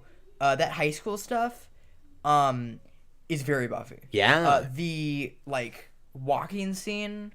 All the stuff outside the high school is very Buffy. looks like that pilot. And yeah. you can take each character and put it to a Buffy character. Like, you just can. Oh, interesting. Like... So you think like there's a Xander and a Willow and... Yeah, the garage door girl is Willow, and pick one of the boys. They're all Xander. And then Or once you see the rest of that show, they're kind of the trio. We were talking about that earlier. Is the main character kind of a Buffy? kind of, yeah. And then Or maybe like a mixture of a Buffy and a Cordelia? and then her boyfriend is Angel. Because he comes through the window. That's great. Sorry, I was So looking it's at like, comments. Yeah. Yeah. There's some good comments. Let me read some of these. Hayden Spring, Sarah Michelle Gellar is in 2. Yeah, that's the one reason I kind of want you to see that. Okay, I guess that's the other thing I remember about that. Is she the girl at the beginning? Like, I think so. okay. That's Because how I didn't know she was remembering in it.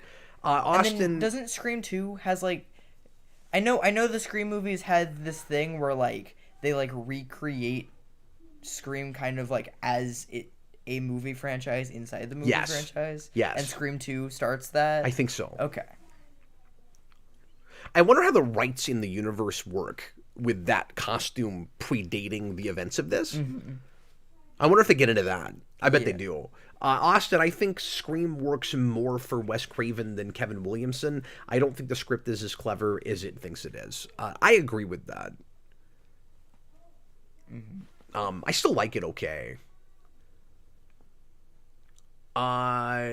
Matthew Bass, horror movies don't create psychos. Movies make psychos more creative. That's exactly how what I think, but I think you articulated it much better than I did. Braden Atkinson, it will be just like Doom is something that haunts the Doom franchise to this day. That's funny. Hayden Spring, no, the girl at the beginning of 2 is Jada Pinkett Smith. Oh, is Sarah Michelle Gellar in more of it? Is she like one of the main characters? I don't even remember anymore. I thought she was the girl at the beginning. Okay. Again, I've not seen that since it came out. Braden Atkinson, though it's a myth that the shooter made a map of the school. I didn't know that. Okay, let's go ahead and do super chats because we got some of those, and then we'll take some calls. We'll try to take at least a couple more calls before the show is over. Sure. Okay, we got a 5 super chat from Chewbacca's Lover. Oh, well, thanks, Chewbacca's Lover, for calling and supporting the show with a super chat. Yeah. He says the Faith spinoff didn't happen because Eliza didn't want to be typecast as bad girl characters, but they were begging her to do it. She was that popular. Yeah, and I mean, in her defense, you can't read the future, but she probably kind of wishes she did that now, because she hasn't had, unfortunately, a great TV career or a great career past that, and she should have. She's great. The rumors, and I don't know if they were more than rumors or not, that at one time she was being looked at for a Ghostbusters reboot before 16 turned out the way that it did. But there was talk about not an all-female thing, but like, you know, a couple of guys, couple of girls, and they would be younger kids. It'd be a pass the torch thing, and she would be one, or not kids, but younger Ghostbusters, and she'd be one of them. And I always kind of wanted that to happen. So yeah, I think she did Dollhouse so that she could play a different kind of character. And that show was fine, but was not popular enough to keep going past 2. And was not what it should have been until the 2nd season. And then she had her own, like another show that got canceled quick. There was like one season that was not a Whedon thing. I forget what that's called now. But yeah, I always really liked her. Yeah. She's 5x5, right? 5x5. Yes, okay. Alright, we got another $5 super chat from Dan Schneider. Thanks, man. Thanks, Dan Schneider. What's up? Some people say that all satire in fiction is straw manning and never a fair representation of somebody's actual views or beliefs. Agree or disagree? I'm sorry. I was reading comments. I missed part of that. Some people think, that all satire in fiction is straw manning and never a fair representation of somebody's actual views. No, satire is just a way to present ideas in an entertaining way. Yeah. Certainly. I mean, to say that would be to say, like, Animal Farm is disingenuous. Or, like... No, I don't understand that. Sorry, I'm just making sure that I'm understanding this question correctly. That it's all straw manning. Yeah, well, the beauty of fiction, the beauty of self-expression is that it doesn't have to be fair. Yeah. You know, you're presenting a case, you're presenting your side. Now, there's a difference between making an argument and preaching at an audience, or being, again, in a disingenuous way, I'll just keep using that word, one-sided. But in a way, like, satire is kind of intentionally one-sided. Like, the point is to... I feel weird having to explain what satire is, but and I'm not explaining it to you, Dan Schneider, but just to people that think that way. Should Dan Schneider, the actual Dan Schneider, be taught what satire is? Do you think? No, I mean, he should probably just be taught what, like, decorum is, and, you know, Sure. how to treat people right. Yeah, he was a Nickelodeon. You know, that's not a guy that you would expect any kind of subtlety from. But anyway, I digress. Why are we talking about that? It's a joke. Oh, was it satire? Anyway, but it's intentionally exaggeration to prove a point. It's not supposed to be fair. Like, fairness is not what we're talking about here. Now, if you disagree with the point that a thing is making, you might roll your eyes at the satire. You know, where you go, where it will probably feel preachier than if you're with it. Certainly. But I don't think it's straw manning, because the point of satire isn't only to make an argument, it's also to tell a story and in most cases be an entertainment as well. Yeah. So, you know, that's a fair criticism of an argument that you would make in just a conversation, but, you know, satire is a different thing. And he says, I've heard people say satire never fairly or accurately represents what it is satirizing, and while it might be entertaining, it's not as deep as people think. Yeah. Again, the point is exaggeration. So, like, the point is not to be subtle. But you certainly can have deep satire in that you take one totally different situation that represents the thing that you're really talking about, and sometimes it will come off more profound, or at least is easier to discuss it, is easier to make a clear point when you separate your side. Part of the point of it is to, and even not just satire, but also like morality plays, like TOS did, which isn't always satire. It's just like you're going to talk about, let's say, like I'm trying to think of an issue. You're going to talk about racism, but you're not going to put it in the exact same context of the civil rights movement that's going on in the 60s right then, because you're in space and it's the 23rd century. So you're going to talk about those things, but you're going to do it in a different context, because A, you're set in the future, and B, you know, or you're going to deal with like overpopulation, or, you know, whatever the topic is, and B, you're on network television and you're being censored, and you wouldn't be allowed to do it like that, but you can get past the censors to do it that other way. Satire is like that, where sometimes if you remove yourself from the context of the hot button issue, it can be very clear what your feelings are on that thing, but it doesn't, but you're able to appreciate it in a different context, so that A, even if you don't agree with it, you still might enjoy the story.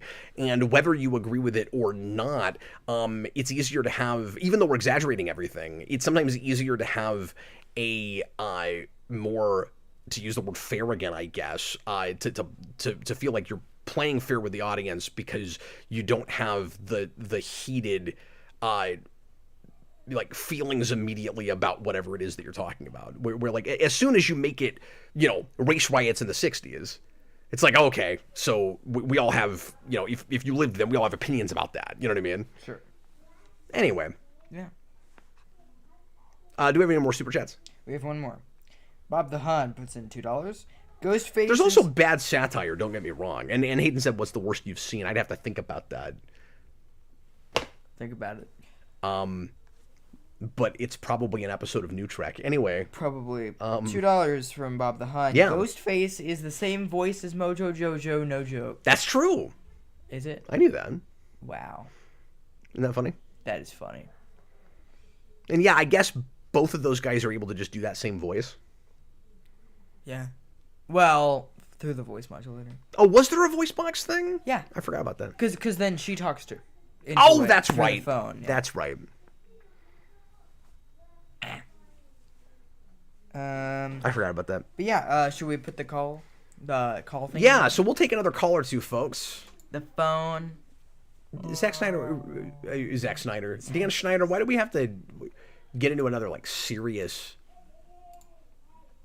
discussion?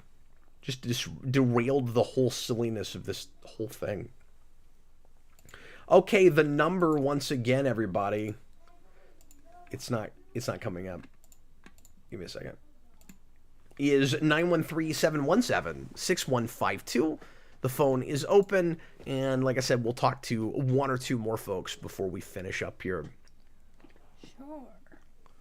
And again, Austin and I are going to come back later tonight and talk about the Nosferatu remake from the 70s. There's a new Nosferatu coming out this year, so it's really timely. I've heard people like that. People are excited about that. Well, it hasn't come out yet. I've heard that people like that movie, though. The one that we're talking about tonight? Yeah, I think. People do like that movie. I think. People like that movie? There might be a little bit of going against the grain with our review, but that's all I'm going to say. Oh, so people like it, but maybe not some people. One of us may not so much, but we'll see. No. We'll see what you'll have to tune in. When I don't have the hat, I just look like Michael Jackson from Thriller. Well, that's cool too. You know, you also could just be like a generic vampire with that pretty easily. Dracula. But yeah, we'd love to take at least one more call if somebody wants to call in. Let me make sure this is open. It is indeed. Yeah.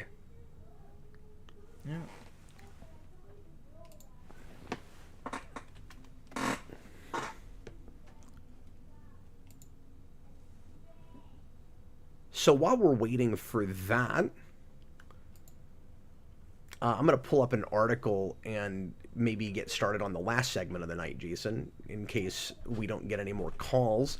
But I found a Reddit post today that laid out, I thought, in a pretty comprehensive way, monsters in movies and literature. And I thought we could read some of this down and try to decide what our favorite monster type is. Okay. Personally. And we'll hear from the audience, too. What is your favorite monster type? And whoever ends up calling in, maybe they can talk with us about this or whatever else they want to call in and talk about. So this guy, this is a guy named Ravenshorn on the subreddit for horror. Just the r/horror. Generic, r/horror, the generic horror subreddit. After much thought and much research, I tried to cover all monsters into 13 base types. And this seems pretty fair, the way he's got this listed out. Yeah. Different people make different lists. I've seen 19, I've seen 24, like lots of different monster types. Wow. But 13 here. I think he does a pretty good job of really paring it down. I also like the number 13 because it's like that Scooby-Doo spinoff, the 13 Monsters of Scooby-Doo. And he says... Or Friday the 13th. Or Friday the 13th. And so he's going to give examples here. So the first... Oh, we in fact are getting a call here. Call from... Ooh. To accept, the call is one. from... Ooh, is this going to be Austin? Okay, who is on the line? What do you mean? I knew it was you. How's it going, Jen? Good. How are you, man? Are you prepared for the stream we're gonna do in like 20 minutes? Unfortunately. Well, don't give anything away, man. I mean, I'm so excited. Okay, Austin. I love how you're calling in through the phone when we could easily have you on where your voice is in better quality than this. What? Well, so you're calling through the phone, so it's not like the best audio quality, It's fine. It's like an old school Eric and Cat video. Oh, sure, it's like that. Those were way worse though. Because I didn't even have the call coming through the computer. It was just out of a speaker in my phone up into the microphone. Well, Austin, do you want to break down the 13 types of monsters with us? Sure. Okay, so here's how he has this laid out. And Austin, if you think of any types that he did not come up with, let me know. I think this is pretty comprehensive, but I don't know nearly as much about this as you do. So he has this broken up as aliens, which are things like... Go up. Oh, did I miss one? Oh, Slashers. so he starts with slashers, which is self-explanatory. Yep. Your Freddy's, your Chucky's, etc. And then aliens, like xenomorphs and predators. And then entities, which he says are like ghosts and specters and anything that's like non-corporeal. And then the undead, which are, of course, vampires and zombies. And he says ghouls, Mummies. but I don't think a ghoul would be in the same category as a ghost. Or is a ghoul like a ghost but corporeal? Yeah. I feel like a ghoul isn't far off from like a zombie. Okay. So he put it in that category. So that sounds right. Okay, that makes sense. That's the same kind of category. So we're already at 4. I feel like we have most of them already. Yeah, I know. That's what's kind of interesting about this. And then he says, Eldritch. Okay. Okay, so like a Lovecraftian thing, like a god type monster, like a Cthulhu. Yeah, and he says specifically they come from outside of our reality or universe. Yeah, like That's the color magenta. And then and then natural monsters. And I like the way he writes this. He says, "Damn nature, you scary." Oh, it's the Family Guy joke. Okay. And he says that's like animals and people infected with natural diseases, which I guess. I thought it was just straight up just animals, but I guess that makes sense. It's like a Cujo. Yes, and he also says it includes creatures that we have yet to officially discover, like a Sasquatch. Oh, okay. Or then like dragons. Which makes sense. Or like a Bigfoot or something, I would Mhm. assume. And then he gives experiments its own category. Oh, okay, so like that's your Frankensteins.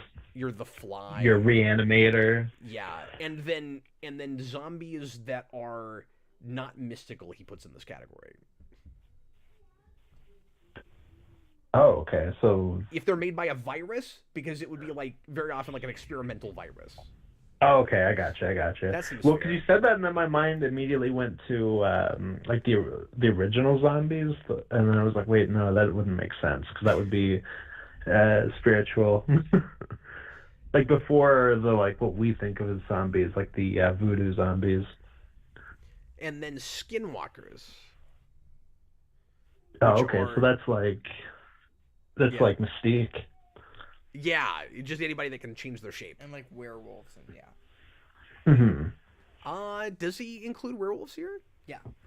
At the end. Oh, because he also said lycanthropes. There you go. And Oh, yeah, then- that's your And werewolf. Wendigos, yeah. And then mystical beings are humans, monsters, or creatures associated with or created by magic, like witches or sorcerers. So I guess that those have not fallen into category yet. Yeah, because at first I was like, you mean like a ghost? We already had that, but okay, so that's like your witches. Yeah. And then he says phobias, which are emotions manifesting as monsters. I mean, that's a little bit of a stretch, but okay. Like, should that be its own category? Yeah, I feel like that's more of an existential question. Supernatural clowns, nightmares. Yeah, it seems almost like it's non-corporeal until you're terrified by it, and then it has forms. Like Harry I like Potter how has a it thing like says- that. What is that? Like the boggarts? Oh, the the Dementor. The Dementor. Well, no. But I like how they say, oh. No. I'm talking about those creatures that. That can turn into. Oh, I know what you're talking about. Yeah. I One was of them thinking, becomes a Yeah, Dementor. ridiculous, but I don't remember the actual. No, I think they're creature's called boggarts. name. I think so. But that's no, like I think that's that like is that. right. That's Okay. I like how they say supernatural clown, meaning Yeah, I think so. basically only it. Yeah, Like that's all yeah. they mean. I think that's why he said that. And he said Silent Hill. Okay. but I don't know anything about Silent Hill. And then he says That is basically what Silent Hill is. And then he says immortals, which are monsters with a divinity, like demigods and gods and things. But I think a lot of those wouldn't even count as monsters. When I feel like a lot of those you can split up into different categories. Like, that's also where your vampires would probably go. Your kind of like eldritch gods, stuff like that. Like, I feel like you can maybe separate that into other categories. Yeah. The inconsistency of this list is some of it... Sometimes I don't know if we're talking about categories or genres of things. Mm-hmm. Yeah. Or like story genres. And then the last... Oh, then he has demons. And then he has the Scorned, which are... Which are women. I'm so glad you called in. These are usually human beings that have been mistreated or abused and seek revenge. Yes, I was right. Like Carrie. Yeah, I guess most of them are female. Mystique and X3. I feel like your whole tenure on the channel has just been to try to get me canceled. Oh. Also, wouldn't that just make me canceled? A subtype, well, guilty by association, I guess. A subtype would be the hybrid, which is obviously any two or more of the types. Freddy Krueger could be considered a hybrid of a slasher and a phobia. Well, we suggested a lot of the things he said could be hybrids with other things. Mm-hmm. And no cookie? It's not a bad list, though. I feel like everything can fall into one of these. And I think some of it is maybe a little redundant. Yeah, I'm trying to think. There's nothing that comes to mind immediately that, like, can't be fit into any of these categories. Austin, what is your favorite of one of these, like? Just in general, or like the way it's laid out? In general, for one of these, like, categories that he put into. Oh, that's hard. Because I like just basically horror in general. I don't know exactly what of those would be my favorite or like go to. I guess like the Skinwalker thing could be cool because I like. I mean, it's a little different. But you know, like Evil Dead kind of fits into that. The Thing definitely does. Yeah. So a lot of like my favorite movies, I guess, fit into that. I like a lot of the like ghost stuff. Oh, sure. So you're more of an entity person? Yeah, sure. The word that I was trying to think of starts with a P, but I can't think of it. Phantoms? No, just like I don't know. Poltergeists? Just like ghosts and stuff, yeah. What we're learning, Austin, is a lot of things that have to do with ghosts start with the letter P. Yeah, paranormal. Thank you. Phantasm. Ghostbusters. I guess I land more in the demon category than anything. Yeah. Besides my weird obsession with zombies. Well, you like aliens. Yeah, but maybe not as much as monsters, right? And maybe not as much of a yeah, not in like a horror place. Yeah. No, I'm thinking about what I classically have latched onto more, and I can't get my mind around like Malbolgia and Violator. Yeah. You like the hell stuff. Despite the fact that Spawn is not real well written, like I latch onto that real hard conceptually. Mm-hmm. And always loved, you know, the look and the atmosphere of that whole. And then you think about just a couple years ago, I latched on a Death Note real hard. Mm-hmm. I think I'm a demon guy, Austin. I mean, I love demons, so I get that. I think you are a demon. I think you're the phone call demon.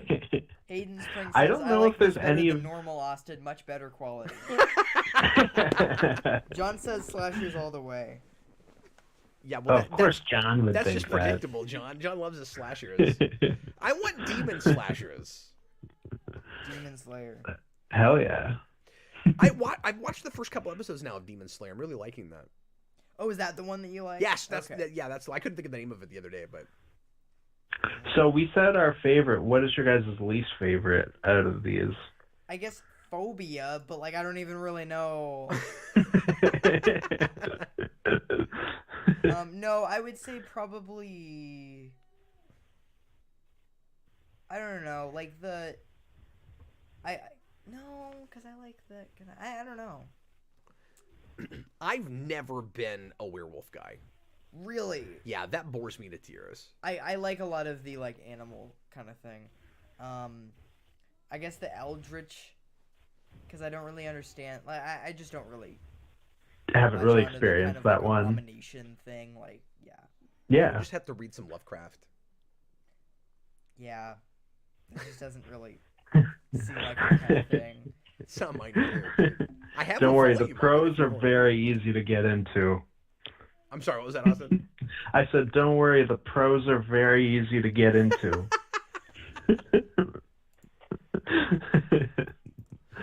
I feel like. Yeah. Oh, sorry. Go ahead. No, you're fine. I was gonna finish the segment. What were you gonna say? Oh, I was just gonna say, I feel like for mine it would have to go. I feel like in a lot of modern places we use ghosts for like really generic movies and stories. So I feel like I would have to go to that, but that's not entirely fair to that. I prefer a lot of like ghost video games. Mm-hmm. As far as well, there's a games lot go. of great ghost stuff. Yeah. Yeah, there's some great ghost stuff as far as horror games go. Yeah, you're right as far as movies go. Like, I want to love ghosts. I never feel like the stakes are very high. Yeah, and I feel like we've kind of passed all the really great ghost movies. Maybe someday we'll make another good one, but... Did you ever see that haunted house movie with, what's his face, the Harry Potter actor? Oh, The Woman in Black. No, I haven't. I think that's a remake, too. I've heard kind of mixed things. I really liked that in the theater. Yeah, I've heard from a few people that they really do, and then like some other people who aren't as crazy about it. So I've kind of heard both sides on it. It seemed polarizing, which I was surprised by. I really liked it. Mm-hmm. But what do I know? I should check that out. Passengers, and everybody hates that, so...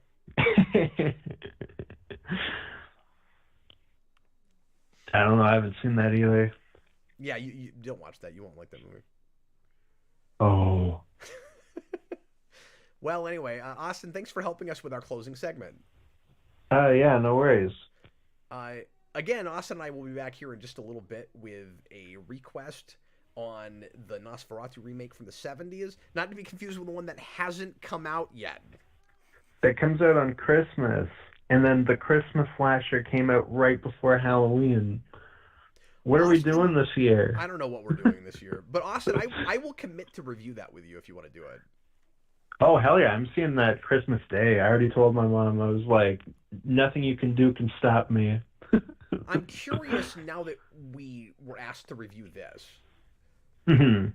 Like, I'd like to go see the new one because now I know something. Oh, yeah, for sure. Yeah, and I don't know if you've seen the trailers, but it looks really good. No, I haven't. But I'll check it out. And they're, like, completely hiding him in the marketing, and cool. I'm very stoked. So nobody has any idea what Dracula looks like in that movie? Yeah. Well, everybody, thanks a lot for watching tonight's edition of the Captain Logan Show. We have a super chat. Oh, we do? Yeah. I didn't notice that. It's about more Buffy things. Yeah, it is. Go ahead. It's a $5 super chat from Chewbacca's Lover. Yeah. My dad got me a Wesley Did Nothing Wrong t-shirt. Should have brought that up. I was literally wearing it today. I'm so mad that I forgot. Oh, that's funny. It's also just wrong. Like, Wesley did lots of things wrong. Between both shows! Like the way he handled Faith and the way he handled Angel's kid, it's all wrong. I like that character a lot. He's just intentionally deeply flawed. So I don't even understand that shirt. It's a different Wesley. Okay. It's Wesley Crusher. Wesley Crusher did nothing wrong. Mm-hmm. He did less things wrong than Wesley Wyndham Price, though. He saved the Enterprise. A lot. Yeah. Well, actually, the way he handled those friggin' Native Americans in season 7 was pretty bad. He did a bad thing there. Yeah, but he didn't succumb to the game. Right. That's true. Well, he did for like 2 seconds, but Yeah, I mean, but can you blame him? Well, yeah, that episode is awesome. but he almost got his mom. I know, I killed love with the game. But he almost got his mom killed with a static warp bubble though. That was good. I somehow knew, Austin, that you would that you liked the game. I don't know why. That just seemed like. I mean, it's a wonderful episode. I love the visuals of the game where it's just you throw frisbees into a tornado. Yeah. Yeah, With your mind. Rods. Well, and you gotta love it's rods and cones. And everyone's addicted to Which it. is hilarious for 2 reasons. A, it's a game that's played entirely with your eyes, and the way vision works is with rods and cones. Oh. So that's Rods funny. and cones. Rods and cones. And then, secondly, that's only one of like 19 different sexual innuendos in that episode. Yes. And it also has the amazing Deanna Troy chocolate face. Yes. Austin, I can't explain to you. You know what? We should have done one of the TNG horror episodes for, as like a commentary for Halloween this year. Maybe we should do that next year. For sure. What's a TNG? Night Terrors. We should totally do Night Terrors. Do we need to? I'm trying. I don't know if I've seen that one. We do Night Terrors, or I don't think of that as really a horror episode. We could do, we do Powerplay. that, or we could That's do more of a thriller. No. You want to do one of the weird Brandon Bragg episodes? Sure. The other one that comes to mind is sorry, you threw me off when you said that. Now it's like Genesis. Genesis. The it's 6 or 7, but it's 7. It's hilarious that it's 7, because that's the episode where everybody de-evolves and Worf becomes like a big monster guy, and Barkley becomes a spider for some reason. Like different humans let's watch turn that. into different monsters, even though they're supposed to be de-evolving. Like the whole thing makes no sense at all. But the funniest thing about that episode is that Spot the cat, who we were told was a male cat not 6 episodes before that, is suddenly changed into a female cat and has kittens. That's that episode? In that episode. No. It's hilarious. You told me about that. Man, I need to watch this episode. I don't know how that. What I want to think is that at some point the cat died. Data got a new one, didn't tell anybody, and just started saying, like, it's a female cat, and nobody noticed that the sex changed. I mean, that actually happened to my uncle. He had a cat, and he was like, it's a male cat. No, it's a female cat. And then 6 months later, it turned out it was male. And we were like, how did you not realize? Yeah, that should be kind of obvious. You know, Austin, I can't explain this, but I think I agree with the commenter that said he likes you better on the phone. I think I also like Austin better on the phone. Yeah. That's because you have to see my fat, ugly face. Well, all right. Well, you're gonna have to see his face later. Yeah, in about 10 minutes. Oh. Guys, thanks. If you choose to do it that way. Thanks a lot for watching. We'll see you again next time. I was Captain Logan. We had Jason here, and still on the phone is Austin the Day Ghost.